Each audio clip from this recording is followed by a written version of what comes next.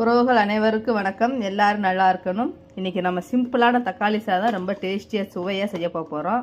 நான் அதுக்கு மல்லித்தலை கட் பண்ணி வச்சுருக்கேன், புதினா கட் பண்ணி வச்சுருக்கேன், அதுக்கப்புறம் பெரிய வெங்காயம் கட் பண்ணி வச்சுருக்கேன், பெரிய வெங்காயம் ஒரு காக்கில் கட் பண்ணி வச்சுருக்கேன், பச்சை மிளகா, அப்புறம் சோம்பு, பட்டை சாரி இல்லை இலை, பிரிஞ்சி இலை, அதுக்கப்புறம் தனி மிளகாத்தூள், கரம் மசாலா, நம்ம வீட்டிலே வச்ச தயிர், தக்காளி கட் பண்ணி வச்சுக்கிட்டேங்க.